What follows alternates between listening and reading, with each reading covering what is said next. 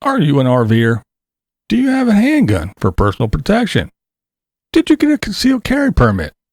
Can you now travel the continental United States legally? Well, stick around, let's talk about it.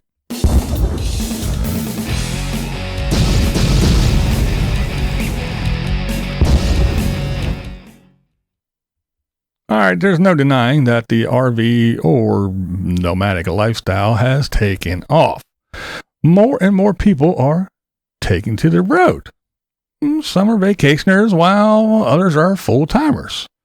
From retired couples to families to single people of both genders. Yes, I said both. There are only two. All right, so people are traveling and living in vehicles. All you have to do is watch the news for 5 minutes and, you can find out things are changing. Criminals are being coddled and treated like naughty little school children.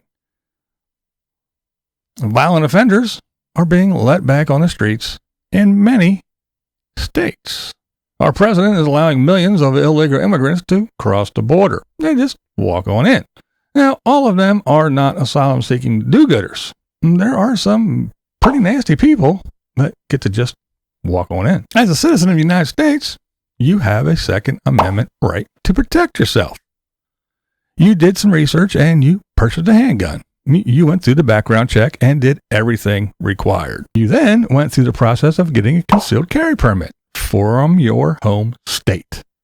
Again, you had a background check and you did everything that was required. Now you're all set, right? Now there's one little thing here that we have to mention, and that is you live in a vehicle. You travel through and to many states. Not a problem, right? You did everything that was required. Now here's where it gets a little tricky. Now, before I start, I'm going to address what I know is coming. Well, the guns are the reason there is gun violence. No, the people using the guns are the reason. The people letting the violent and bad people back on the streets is the reason. Well, Canada and I encourage anyone to pack your shit and move to Canada, UK, or anywhere else you please. We have the Second Amendment because we left jolly old England, remember? If you don't like the U.S., then again, I encourage you to leave and go somewhere where it suits you better. Now, the Second Amendment.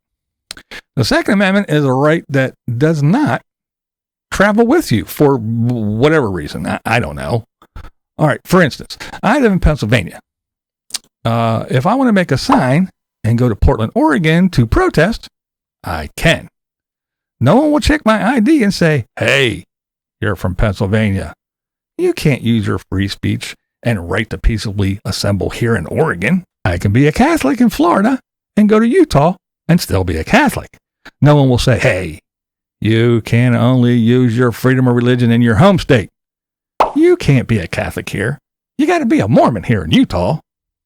No, it won't happen. However, you cannot be a Pennsylvania concealed carry permit holder and go just across the state line into Maryland and exercise your Second Amendment right. Now, before you say, oh, well, you're wrong, you can. Well, this Virginia man, this Virginia concealed carry holder and Marine veteran found out that I am very correct. Now, this ex-Marine, he saw an altercation. He was a Virginia, that's right, a Virginia concealed carry permit holder and a North Carolina security specialist. That didn't seem to matter. However, he did see this altercation. He saw a man brandish a weapon and pistol whip another guy with it. Now, the Marine said his training kicked in and he hit the person that had the gun, took him to the ground, and secured the weapon. Did you catch all that? He did not use a gun even though he had one on his person. The police reviewed the security footage and asked where the gun was. The bad guy's gun was gone, and that's not a common thing in Baltimore, according to the police themselves. The Marine said he only knew where his was. He was carrying a Beretta 22 on his hip. but he did not use it. Just minutes after police and the victim saying the Marine was a hero and saved a life, the Marine was arrested. That's right, he was arrested. Even though his weapon was legal, his Virginia carry permit was not honored, was not recognized in Maryland. Therefore, it was illegal. Now, if you want to go research this and hear what's going on with his court case and everything, what's coming up, hopefully this will set some kind of precedent. We don't know what's going to happen, but he said that he did nothing wrong and he is not taking any plea deal or anything, admission to guilt or anything like that. So he is taking it the whole way. But yeah, I'll leave a link to some articles about it if you want to check it out. If not, well, I'm going to put them there anyway. What does this have to do with RVing? Everything. As you travel from state to state, laws differ. There are states that have reciprocity and those that don't. My Pennsylvania permit is recognized in Florida. However, if I travel from Pennsylvania to Florida, Maryland and South Carolina do not honor my permit. This means that I can and will be arrested for carrying a handgun in those states. So I have to go around them or travel through. I'll get to that just now. We'll talk about that. The federal government says that you can transport your weapon through, keyword here, through those states without punishment, as long as you are legal in your departing state and your destination. So if we use my travel as an example, leaving PA, I have a PA carry permit, and I'm going to Florida. So Florida honors my PA carry permit. I can travel from Pennsylvania to Florida. My departing state and my destination state are both legal. However, if I want to stop halfway, I have to stop in North Carolina because North Carolina also honors my permit. However, if I would happen to travel to South Carolina, I cannot stop there. I have to travel through. That means I cannot stop in a non-compliant state. No fuel top-offs, no piss breaks or food stops or anything. You have to pass through. But that's not all. Every state is different as to how you can transport said weapon through. Does it have to be unloaded? What does unloaded mean? Does the ammo and the weapon have to be separate? Do they have to be locked up? Do they have to be locked up separate? The glove box isn't acceptable. Neither is your center console. And if there's one bullet in your magazine, in some states, that's considered loaded. So even though your gun is unloaded and the magazine is away from a gun and say in the trunk and your gun is in a lockbox in the back seat, it's still considered loaded because there's one bullet in the magazine. So you have to check and know these things, even though you're just traveling through. As you travel with your handgun, you need to be aware of the reciprocity of your carry permit. If you want to go to Illinois, California, Washington, Oregon, New York, Maryland, and then others, better not have your handgun as self-protection unless you are from one of those states and by some miracle you managed to obtain a permit. Oh, but I'm special. I live in my car, a van, box truck, RV, or other vehicle. I live in a vehicle. My vehicle is my home. So I'm allowed to have one in my home.